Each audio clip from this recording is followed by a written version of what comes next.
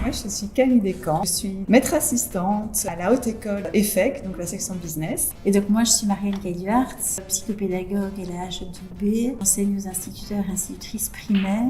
Voilà, je m'appelle Catherine de Schepper, je suis co-directrice du centre de recherche de la Haute École Léonard de Vinci. Et donc j'ai été la directrice de ce projet de recherche qui s'appelle les langues orales.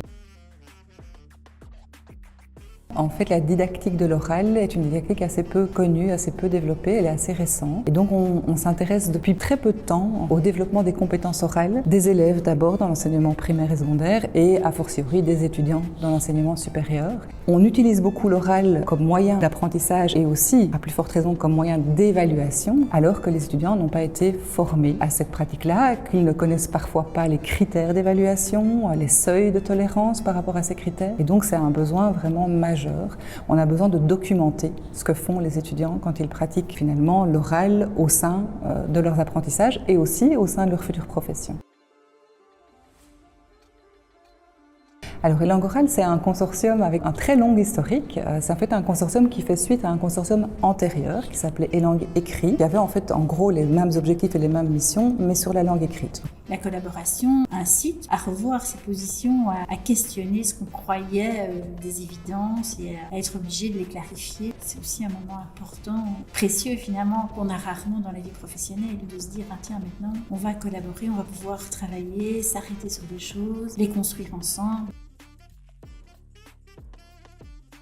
On a construit un site internet avec des propositions de modules pédagogiques. On espère que ça va se diffuser d'abord au sein des hautes écoles partenaires du consortium, mais aussi de l'ensemble des hautes écoles, puisque c'est un site qui est accessible et ouvert à tous. Et donc cette articulation, je pense, recherche, pédagogie et validation des outils, c'est vraiment ce qui fait la sauce de langues orales. Alors dans les études numériques, il y a 4 choses. Donc il y a les parcours. Donc, il y a 3 parcours autour de 3 genres oraux emblématiques de l'oral dans l'enseignement supérieur. Il y a un parcours sur l'examen oral, un parcours sur l'oral réflexif, professionnalisant, et un parcours sur la présentation orale en groupe ou seul avec support. Ça, c'est les 3 parcours. Au sein de chacun de ces parcours, il y a des modules qui peuvent être utilisés isolément. Donc, si un enseignant n'a pas le temps de faire un parcours complet, il peut se concentrer sur un module en fonction d'un besoin spécifique.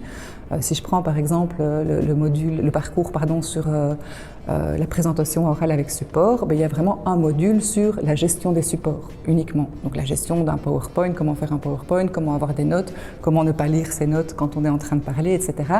Si un enseignant veut travailler uniquement là-dessus, il extrait juste ce module-là, il ne fait pas l'ensemble du parcours.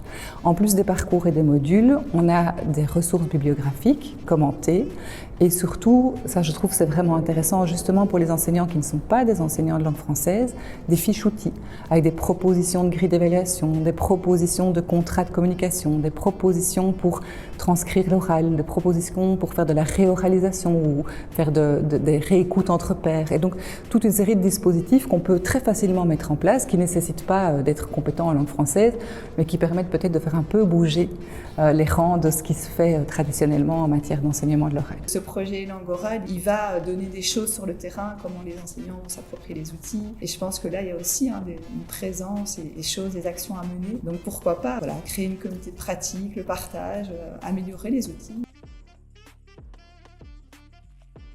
Alors CNERA est essentiel parce que c'est une caisse de résonance. Je pense que CNERA est d'abord très aidant. On était 6 hautes écoles au début, puis l'EFEC a fusionné avec Galilée, donc on était 5 hautes écoles. C'est un gros consortium. Et donc le soutien de CNERA, c'est vraiment d'aider le chercheur titulaire du projet ou porteur du projet à mettre tout ça en place et avoir les contacts utiles et nécessaires. Et donc je trouve que pour ça, CNERA fait un travail remarquable.